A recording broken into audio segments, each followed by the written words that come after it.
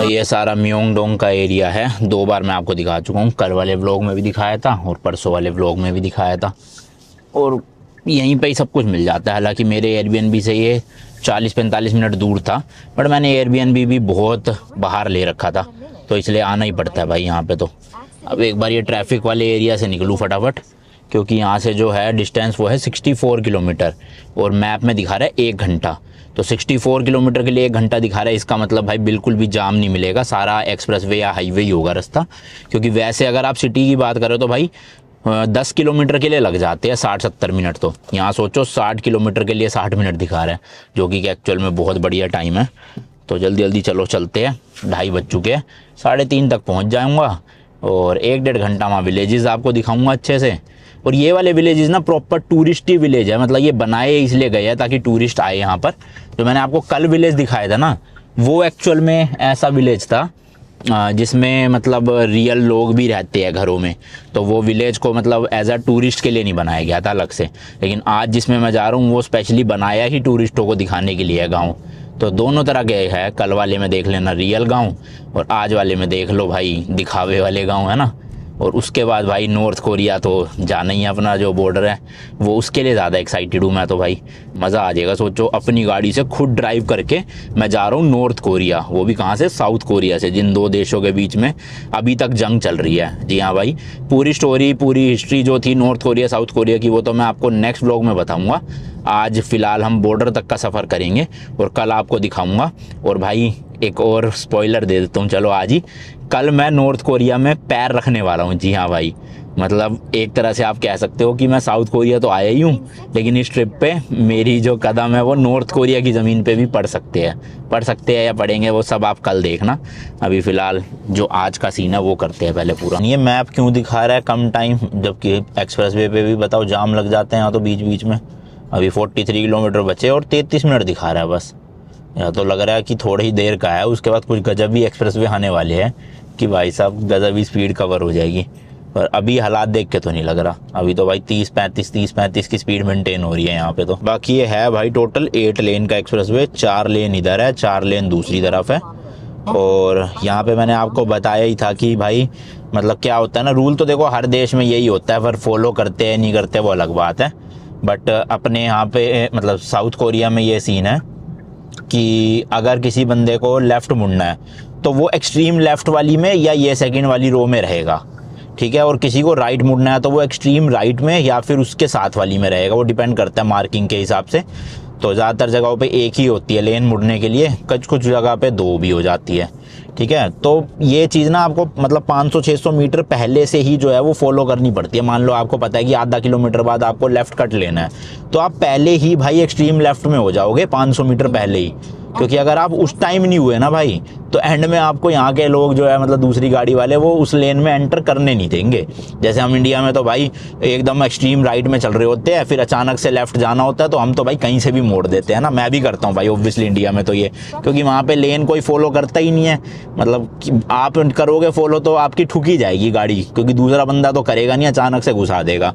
तो जिस देश में हो आप उसी के ड्राइविंग स्टाइल के हिसाब से आपको भी अडेप्ट करना पड़ता है, वरना आपकी गाड़ी ठुकती रहेगी, एक्सीडेंट होता रहेगा।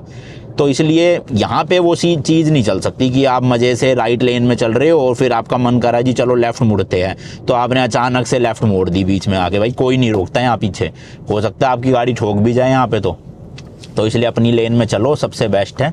तो यहाँ का ये रूल है। अब मैं जब मुझे पता है भाई मैप में दिखा रहा है कि 6-7 किलोमीटर स्ट्रेट जाना है, तो मैं बीच की 2 लेन में ही रखता हूँ अपनी गाड़ी, क्योंकि स्ट्रेट जाना है तो ये बीच की दोनों लेन सीधी सीधी चली रही है।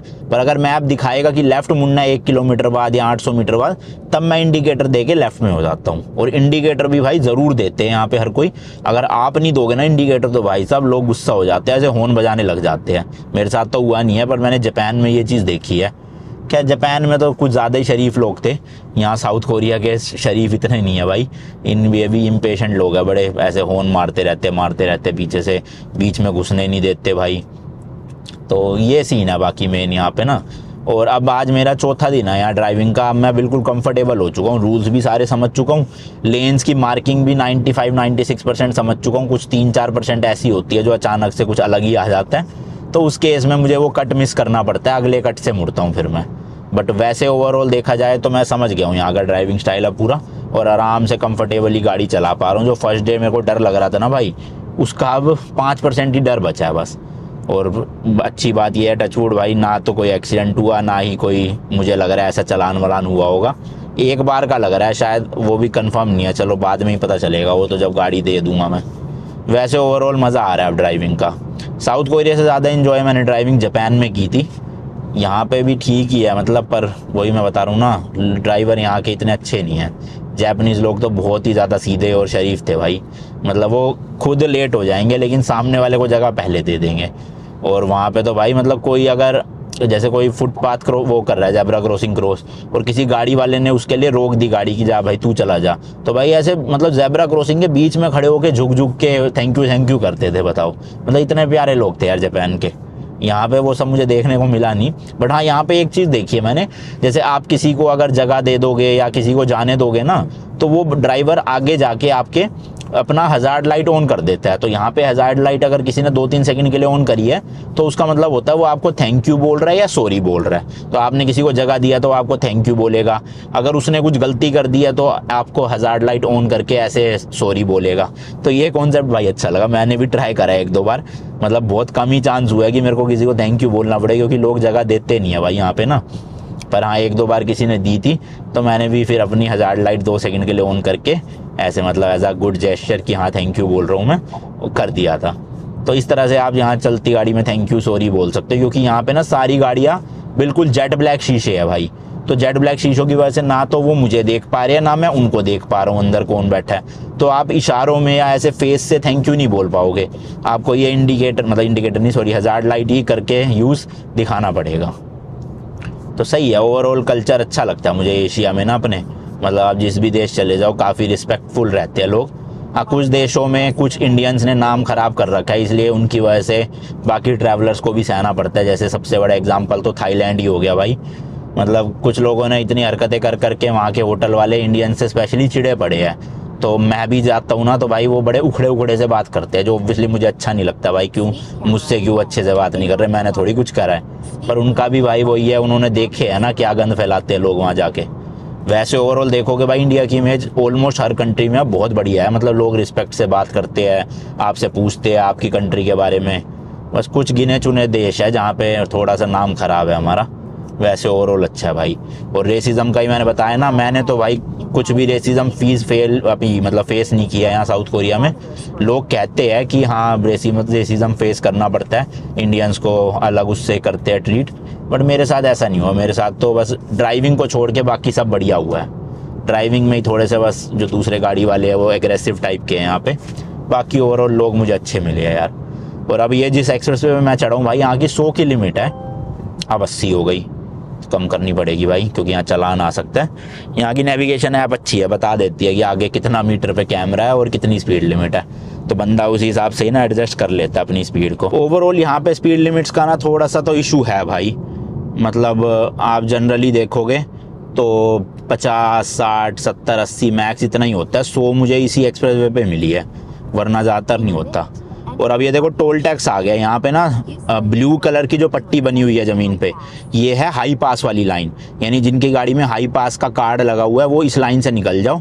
देखो रुकना भी नहीं पड़ता भाई, चलती गाड़ी को ही स्कैन कर लेता है ये।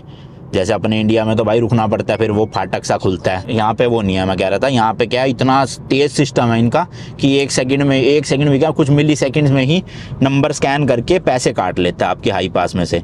और अगर आपके पास हाई पास नहीं है, आपको कार्ड से पे करना है या कैश पे करना है, तो आप दूसरी लेन में घुस सकते हो।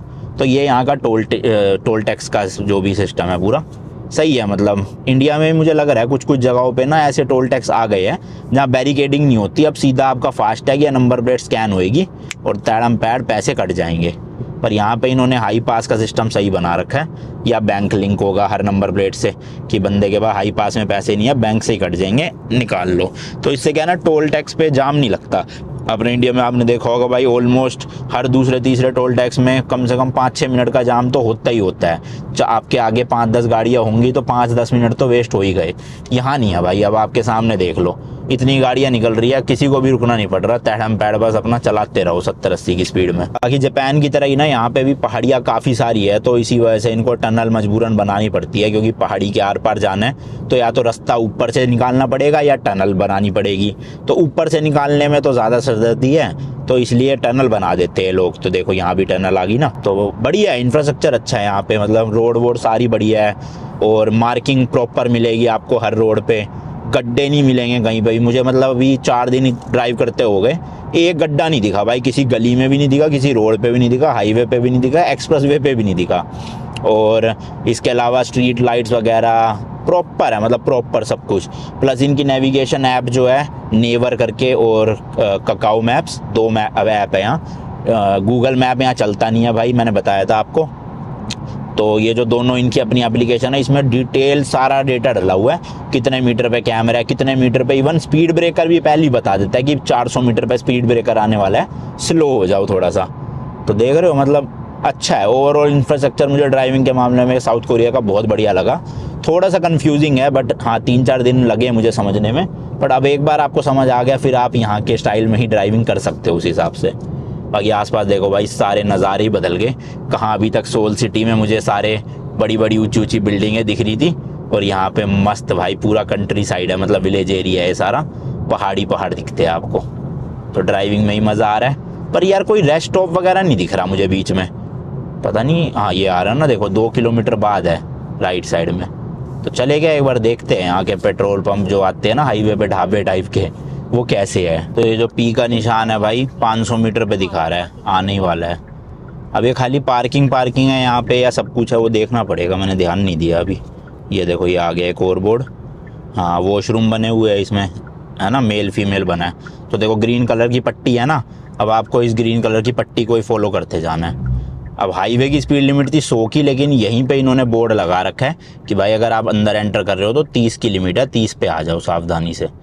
अच्छा तो ये वैसे वो नहीं है भाई प्रॉपर ढाबा टाइप का, मतलब खाने पीने का। यहाँ बस इस तरह की देखो पार्किंग स्पेसिस है, आप यहाँ गाड़ी लगा सकते हो अपनी, और वॉशरूम यूज़ कर सकते हो। ख़ास नहीं है कुछ, नॉर्मल ही है। फिर भी चलो एक बार उतर के लगा ही देते हैं, देख तो ले हम भी ज़रा। अच्छा जी स्मोकिंग एरिया भी बना रखा है, देख रहे हो।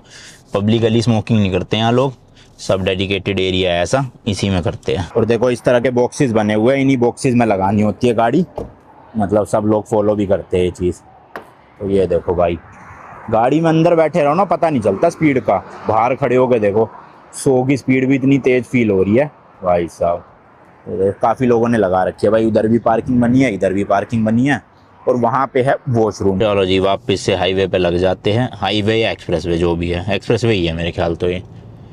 हाँ तो अभी देखो एकदम से मैं लेफ़्ट नहीं ले सकता भाई, जब तक मैं पीछे देख नहीं लेता ढंग से कि मेरी लेन में कोई नहीं आ रहा, तब मेरे को इंडिकेटर देना है, और अब मुझे एक्सप्रेसवे पे मर्ज होना है। अब ये रूल्स तो यार देखो हर देश में सेम है, अपने इंडिया में भी है।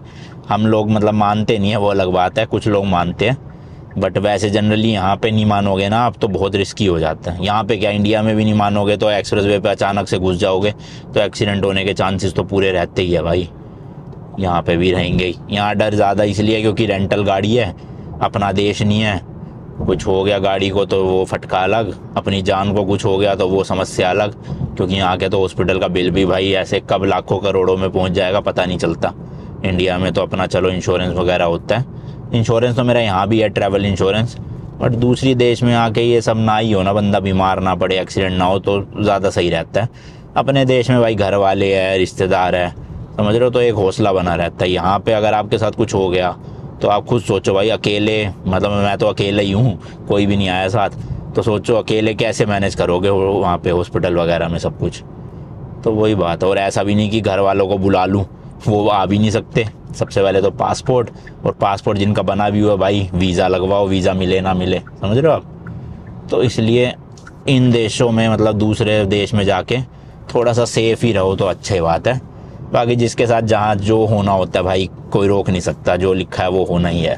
अपनी तरफ से आप प्रिकॉशंस लेकर रखो, बाकी आपकी किस्मत में जो लिखा होगा वो वैसे भी होगा ही। अब चाहे आप दूसरे देश में हो, चाहे आप इंडिया में हो, चाहे आप रोड पे चल रहे हो, या आप घर में बेड पे बैठे हो, होने को तो भाई पंखा भी गिर जाए आपके ऊपर आगे बेड पे बैठे बैठे, है ना, कुछ कह थोड़ी सकते हैं उसमें। पहुंच गया हूँ, पार्किंग ही ढूंढ रहा हूँ, बस यहीं कहीं पे दिखा तो रहा है मैप। लेट्स सी कहाँ है, कहाँ ये ऑफ रोडिंग पे ले आया भाई। सिडैन गाड़ी है, लगभग गई नीचे से तो बस फालतू का खर्चा बैठ जाएगा। एसयूवी हो तो भाई कहीं भी चढ़ा दो, निकाल लो, डर नहीं है ना। अपनी स्कॉर्पियन की आदत लगी हुई है मुझे, पर सिडैन में तो ऐसे देख देख के ही करना पड़ता है। राइट या लेफ्ट? अबे बंद है, ओए रास्ता ही नहीं है आगे तो। ये क्या मैप दिखा रहा है, रास्ता है?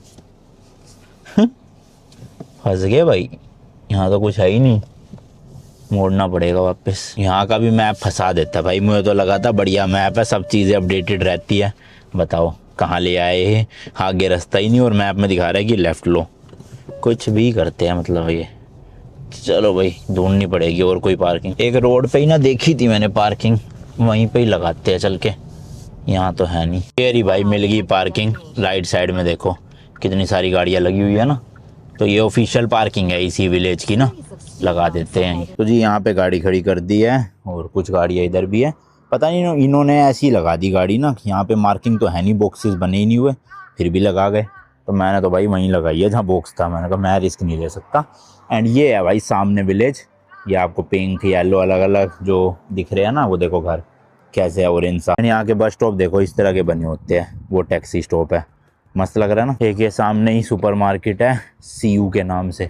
अरे सही है भाई, नाइस टू सी यू, मस्त नाम बन गया है। तो 24 आवर ओपन रहती है। एंड इसी के जस्ट सामने ये है विलेज की एंट्री।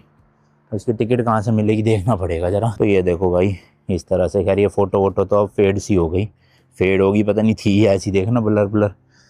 अंदर देखते हैं भाई, तो उधर से है भाई एंट्री। एंड ये देखो टूरिस्ट मैप ऑफ गैपयोंग, ये इस जगह का नाम है, मतलब जो गांव है, ये शहर या फिर जो भी आप लगा लो। देखना सब इन्फॉर्मेशन इन्होंने कोरियन में लिख रखी है भाई।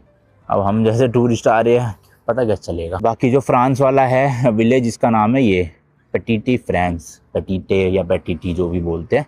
और इस तरह का लेआउट है, कितनी सारी बिल्डिंग है ना देखो। तो ये अंदर हम यहाँ से एंटर होंगे शायद से, या वहाँ से, हाँ यहीं से होंगे शायद। नहीं नहीं नहीं, वो एंट्री है वहाँ से देखो। तो वहाँ से घूमते घूमते ये सारा एरिया घूमना है। अब ये है क्या क्या कुछ नहीं पता, क्योंकि सब कोरियन में लिखा है। देखो आप फ़ोटो लेके इसको स्कैन कर लेना, बाकी मैं अंदर जा रहा हूँ बताता रहूँगा कि क्या क्या है। Let's go. देखो इस तरह का है ये तो ब्लैक एंड वाइट है इमेज, अंदर आपको मस्त रंगीन रंगीन दिखेगा सब कुछ। ओके यहाँ से एंट्री होगी कहीं से, वो शायद ये यहाँ से एंट्री है। ये रिक्शा सा खड़ा है, शायद ये लेकर जाएंगे, पूछता हूँ। नहीं ये तो सामान ले जा रहे हैं, हमें पैदल पैदल ही जाना है यहाँ से। वैसे इनसे बात करता, ये बिठा लेते अपने साथ मुझे, पर इनका सामान लोड है बहुत सारा। हाँ यार ऊपर भी है गाड़ियों की पार्किंग तो मेरे हिसाब से ये रही है ना। देखो गाड़ी खड़ी तो है, वहाँ तक लेकर गए हुए लोग गाड़ियाँ। शेट यार यहीं ले आता फालतू में, वो वहाँ खड़ी करी है मैंने और इतना चल के आना पड़ रहा है। देखना कितनी पार्किंग है भाई यहाँ तो लाइन से। फ्री ये भी है शायद पार्किंग, जहाँ मैंने करी वो भी फ्री है। हाँ पर यहीं तक ले आता तो बढ़िया होता ना। ये अभी भी ऊपर चढ़ना है, शायद टिकट ऑफिस वहाँ है। यहाँ से देखो भाई क्या मस्त लग रहा है यार, घर सुंदर बना रखे, बड़े क्यूट सा थीम दे रखा है। और देखो टूरिस्ट तो बहुत है यहाँ, देख के पता चल रही है। गाड़ियाँ देखना भरी पड़ी है। वो बस पहुँच ही गया ऊपर यार। ये है भाई ऊपर आके टिकट ऑफिस, यहाँ से टिकट मिलेगी।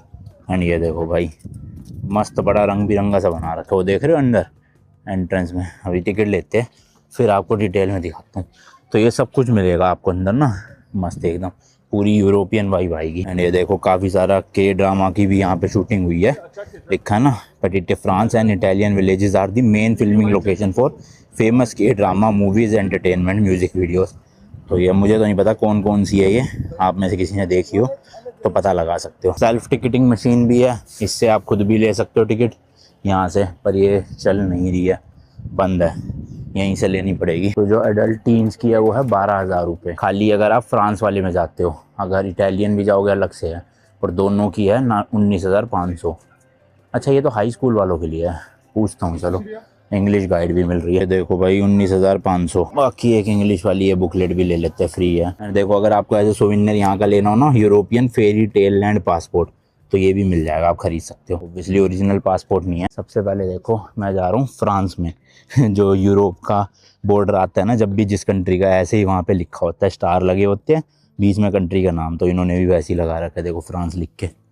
चलो भाई, साउथ कोरिया से सीधा फ्रांस आ गया मैं, मतलब यूरोप में।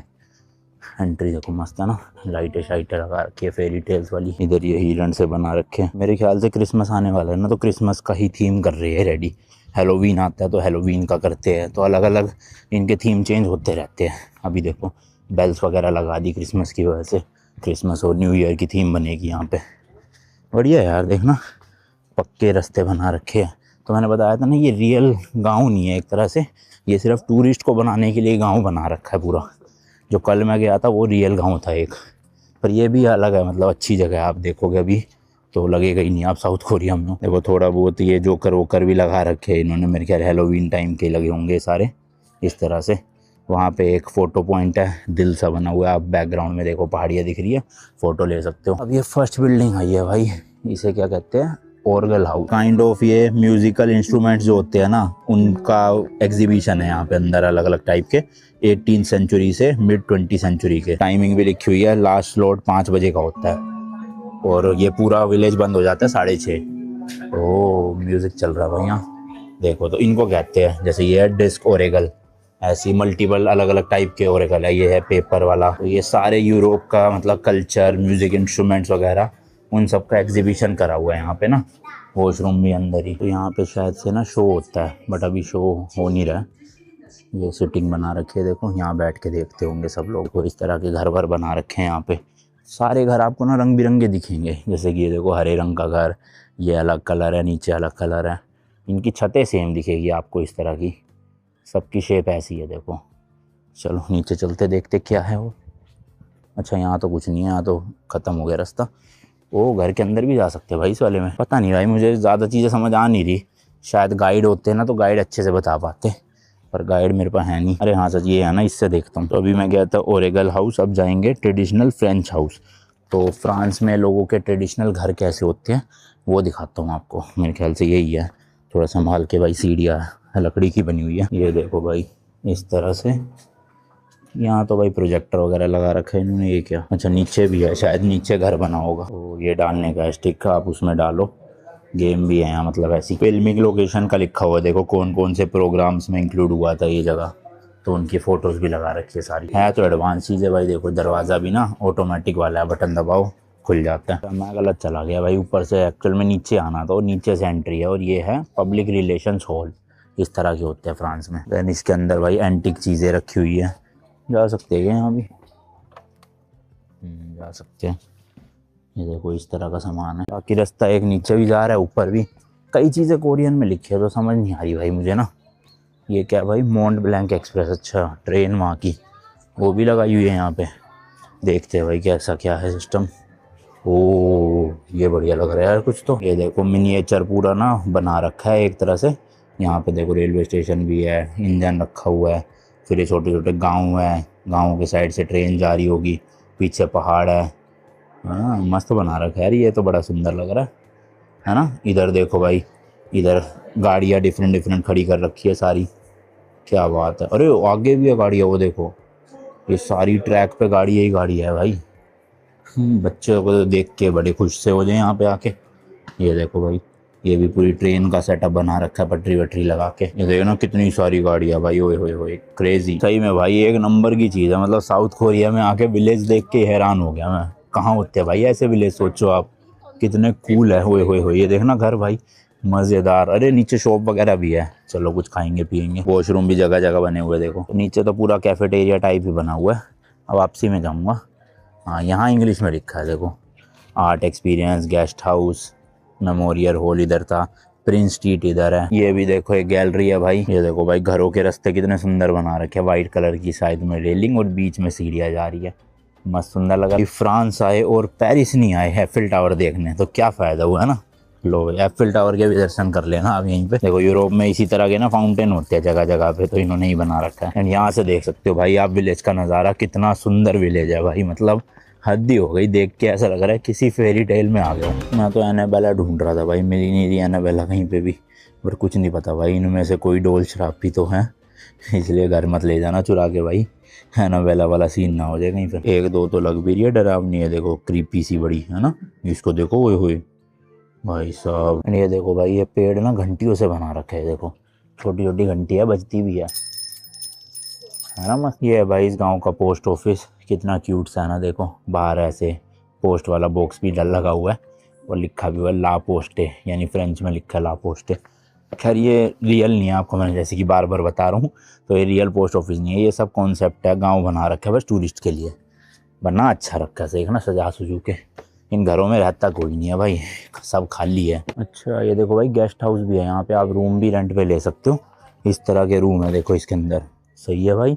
मतलब आप इस विलेज में रहना चाहते हो तो इस घर को रेंट पे ले सकते हो। मैं घर को नहीं, कमरे को। वापस से वो पार्किंग से सीढ़ियाँ ऊपर लेके जाना पड़ेगा और फिर एंट्री होएगी इटालियन विलेज में। देखो इस तरह की बसों में लेकर आते हैं टूर पैकेज में ना, आपको मेरे ख्याल से 3-4 हज़ार रुपये के आसपास का टूर होता है पर पर्सन। ये सीधा सोल सिटी से लेंगे और रात को सोल सिटी छोड़ देंगे। यहाँ से एक विलेज की एग्जिट हुई ना, इनको एंट्री वहीं से देनी चाहिए थी भाई। ये क्या बात हुई, पूरा घूम के फिर ऊपर जा रहा हूँ मैं। ओ भाई वापस आ गया हूँ, टिकट तो ले ही रखी है मैंने। अभी क्या था मैं फ्रांस इधर से, अब इटालियन विलेज जाना है इस तरफ से। ये देखो भाई इटली का लिखा हुआ है अभी यहाँ पे और फ्लैग बना हुआ है। अरे भैया बहुत चढ़ाई है यार, वो ऊपर जाके है देखो वहाँ पर। ये देखो भाई ऊपर चढ़ते ही हमें क्या दिखता है, पिनोकियो का इतना बड़ा स्टैचू भाई साहब। मतलब देखना कितना, कम से कम 40 फुट होगा, 30-40 फुट। ये देखो मस्त नाक भी बना रखी है उसकी सेम। देखो सही अंदाज़ा लगा है ना, 35 फीट का है भाई। तो ये तो कोरिया वाला है 10.8 मीटर, और ये देखो भाई इटली में है इसका स्टैचू 16 मीटर यानी 52 फुट का, इससे भी बड़ा भाई। पर सुंदर दिखने में ये ज़्यादा लग रहा है ना, वो देखो ऐसा। देन यूएसए में भी है 13 मीटर टॉल 42 फीट। तो वर्ल्ड के 3 लार्जेस्ट स्टैचू में से आता है पिनोकियो का इसमें। बाकी यहाँ पे देखो इस तरह के लोग भी लगा रखे हैं, कपल्स ने अपना नाम वाम लिख के यहाँ लोग लगा दिया। और लोग मिलता है ये रहा वेंडिंग मशीन से 12,000 का, लगभग इंडिया के 800 रुपये के आसपास। कार्ड से पे करो, आपका लोग यहाँ आ जाएगा, फिर अपना नाम वाम लिख के लगा दो। ये देखना भाई साहब कैसल टाइप का बना रखा है। यहाँ देखो शेर वेर रख रखे हैं इस तरह के भाई। घोड़ा गाड़ी चलती है वहाँ पर, देखो पीछे बिठा के ले जाते हैं। ओ भाई ये वाला विलेज प्यारा है यार, उस वाले से देखो पूरा इटली का थीम दे रखा है, कितना सुंदर लग रहा है भाई। यहाँ देखो हैप्पी हेलोवीन का थीम दे रखा है, लटका रखे हैं, नहीं फ्लैग लगा रखा है भाई पूरा फ्रांस का। और म्यूजिक भी जो है ना यहाँ पे वैसे ही चल रहा है। ये देखो स्कूटर रखा हुआ, कितने सारे ये आर्टिफैक्ट्स है, शीशा वीशा देखो भाई। मतलब तगड़ा ही बिजनेसमैन है, देखना कितनी चीज़ें कलेक्ट कर रखी है यार। ये रूम में भी देखो सामान है, इधर भी देखो भाई विलेज पूरा, ओए होए होए एक से एक चीज़ें। ये देखना भाई भरा पड़ा लिटरली सामान से, कितना सारा सामान है भाई। यहाँ देखो बाहर रखा हुआ है, ये कुछ भी बेचने के लिए नहीं है, ये सब सिर्फ एग्जीबिशन है, लगा रखा है लोगों को दिखाने के लिए। ये भाई अंदर के कंपाउंड में आ गए हैं, यहाँ पे भी काफ़ी सारी बिल्डिंग्स है, आपको दिख जाएगी। ये देखो राइट साइड में अब ऑलमोस्ट खाली हो गया। ऊपर एडवेंचर हॉल पिनोकियो का, छोड़ो वहाँ नहीं जा रहा मैं। यहाँ आप बैठ के पिनोकियो के साथ फ़ोटो खिंचवा सकते हो। दैन इटली में जैसे आपको फाउंटेन्स देखने को मिलते हैं ना, वैसे ही बना रखे हैं। और ये फाउंटेन्स के जो स्टैचूज़ है ना, ये सब ग्रीन है। वहाँ पे भी आप जाओगे ना इटली में, रियल में ग्रीन है, क्योंकि ये ऑक्सीडाइज हो चुके हैं काफ़ी सालों से। तो इन्होंने यहाँ भी वही सेम लुक देने के लिए इनको भी ग्रीन बनाया भाई। यहाँ पे है दा विंची का एग्जीबिशन हॉल। दा विंची जिनको नहीं पता, उन्होंने मोनालिसा पेंटिंग बनाई थी, वर्ल्ड फेमस है ये पेंटिंग। तो वहाँ पे पेरिस में है लूवरे म्यूजियम, लूवरे ही बोलते हैं हाँ। तो वहाँ पे लगी हुई है ओरिजिनल पेंटिंग, मैं गया हुआ हूँ वहाँ पे। अभी फ़िलहाल आपको यहाँ दिखाता हूँ, यहाँ भी लगी होएगी पर वो ऑब्वियसली फेक होएगी, जो रियल है वो तो इटली में है भाई, बहुत महंगी है वो। तो ये देखो भाई एग्जीबिशन में काफ़ी सारी चीज़ें लगा रखी है ऐसे लकड़ी से बनी हुई। ये जैसे लिफ्टिंग जैक है, यहाँ लिखा हुआ है, और भी काफ़ी सारी ऐसे मैकेनिकल चीज़ें हैं।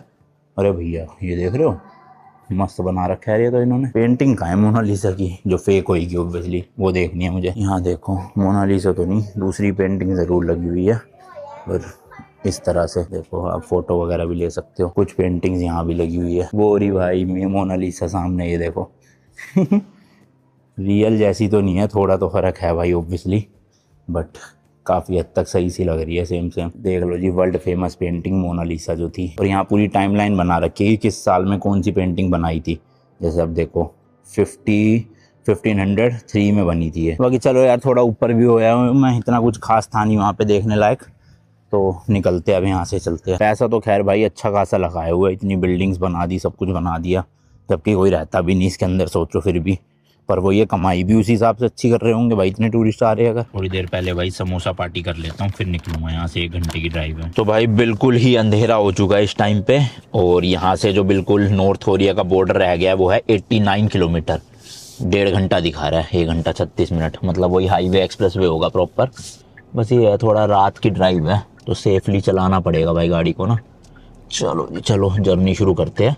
मैं वैसे तो अवॉइड करना चाहता था अंधेरे के टाइम पे नॉर्थ कोरिया साइड जाने में, बट भाई अब क्या करें, यहाँ पे टाइम लग गया इतना, तो अब अंधेरे में ही मजबूरन जाना पड़ेगा नॉर्थ कोरिया के पास, जो थोड़ा खतरनाक भी है भाई। तो जो साउथ कोरिया साइड में सबसे लास्ट विलेज पड़ता है ना नॉर्थ कोरिया से पहले, उस विलेज का नाम है पाजू, PAJU, पाजू पेजो जो भी बोलो भाई आप। उसके बाद जो है वो DMZ वाला एरिया आता है। तो DMZ मैं वैसे तो कल डिटेल में समझाऊंगा, फिर भी आज बता देता हूँ। DMZ का मतलब होता है डीमिलिटराइज जोन, मतलब कि एक ऐसा एरिया जहाँ पे ना ही नॉर्थ कोरिया की आर्मी आ सकती है ना ही साउथ कोरिया की आर्मी आ सकती है। तो वो एक इन्होंने कुछ एरिया बांटा हुआ है। तो उस DMZ से पहले साउथ कोरिया है और उस तरफ नॉर्थ कोरिया है। तो जो DMZ से पहले लास्ट विलेज है ना साउथ कोरिया का, उस विलेज का नाम है पाजू, और वहीं पे मैं जा रहा हूँ आज रात भाई। मैं वहीं पे रुकने वाला हूँ, तो मतलब मेरे कुछ ही मीटर दूर नॉर्थ कोरिया होगा भाई, और वहाँ पे मैं नाइट स्टे करने वाला हूँ। सोचो आज, खतरनाक वाला है ना एक्सपीरियंस भाई। मतलब खतरनाक तो क्या है, बट हाँ ये है कि काफ़ी एक्साइटिंग एक्सपीरियंस है एक तरह से, आप ये समझ लो। और भाई यहाँ तो स्ट्रीट लाइट वगैरह कुछ नहीं है, देखना पूरा जंगल टाइप का एरिया है, पहाड़ी जंगल, अंधेरा हुआ पड़ा गुप। चलो पहुँचते हैं भाई फटाफट से। होटल बुक कर लिया मैंने, होटल भी क्या गेस्ट हाउस है, मतलब एक लोकल है उन्हीं का गेस्ट हाउस है। तो आप सोचो मैं नॉर्थ कोरिया के बॉर्डर के पास में आज एक घर में रुकने वाला हूँ, किसी का घर है वो एक तरह से। भाई क्रेजी एक्सपीरियंस होंगे आज तो, क्रेजी। पर एक चीज़ नोटिस करो भाई, जैसे जैसे नॉर्थ कोरिया के पास जाते जा रहे हैं ना भाई, सारा एरिया बिल्कुल सुनसान होता जा रहा है। मतलब कहाँ सोल सिटी में इतने घर, इतनी बिल्डिंगें और ऐसे ट्रैफिक था, लेकिन यहाँ पे भाई ना तो ट्रैफिक इतना है, ना घर है, ना लोग दिख रहे हैं इतने ज़्यादा। तो थोड़ा सा तो मतलब है, फील आ रही है कि हाँ भैया नॉर्थ कोरिया के पास है। तो आ गया भाई अपना होम स्टे, इसका नाम है DMZ स्टे गेस्ट हाउस।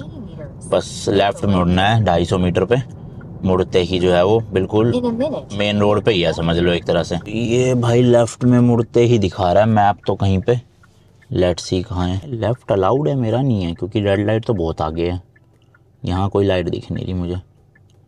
कोई नहीं, चलो वेट कर लेता हूँ, पीछे कौन सा कोई आ रहा है। अबे ग्रीन तो हो गई, लेफ्ट का तो हैरो ग्रीन हुआ नहीं, वो लग रहा है रेड पे ही लेफ्ट लेना है, क्योंकि सामने वाले भी तो तभी रुकेंगे। अब देखो मेरी ग्रीन हुई, इनकी भी ग्रीन हो गई, ये भी तो आने लग गए, तो मुझे रेड पे ही लेफ्ट लेना पड़ेगा, तब ही मैं जा पाऊँगा शायद से, पता नहीं। बाकी देखते हैं, जब खाली होएगी सड़क निकल जूँगा।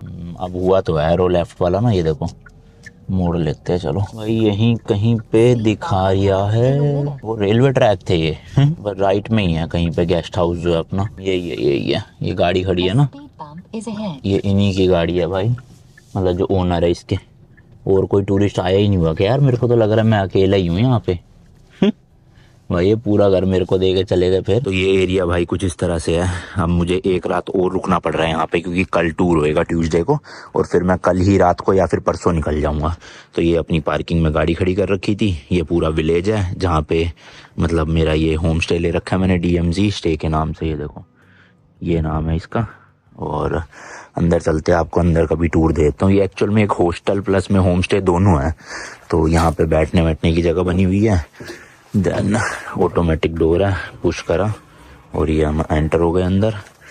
ये बना हुआ है भाई कॉमन एरिया, यहाँ पे आप अपना ब्रेकफास्ट लंच कर सकते हो। जैसे ओनर मेरे लिए भाई ब्रेड जैम दूध और एक प्लेट छोड़ गए हैं टोस्टर के साथ, कि मैं उठूँ जब भी खा लूँ खुद से। बाकी ये इनका छोटा सा किचन है, इसमें गैस वैस कुछ नहीं है, माइक्रोवेव है, गर्म करके आप खा सकते हो, और कॉफ़ी मशीन है।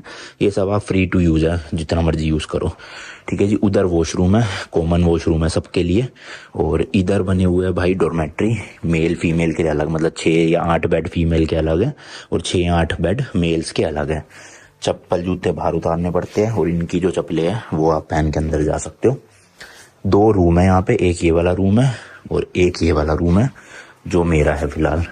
ये देखो इस तरह से, एक बेड यहाँ लगा हुआ है, एक बेड यहाँ, AC वगैरह ये मैंने आपको रात को दिखाई दिया था। प्राइवेट रूम है ये। His name is Mahjongri. माजोंगरी एंड ही इज इयोन, यहाँ के ओनर.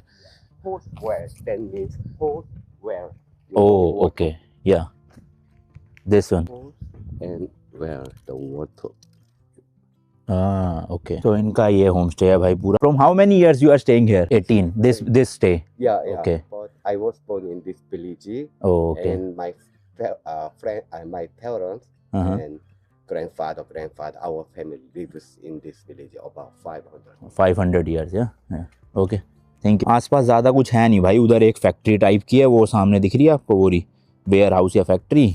जस्ट सामने ही एक स्टोर बना हुआ है और इधर पूरा एरिया ये खाली है सारा का सारा.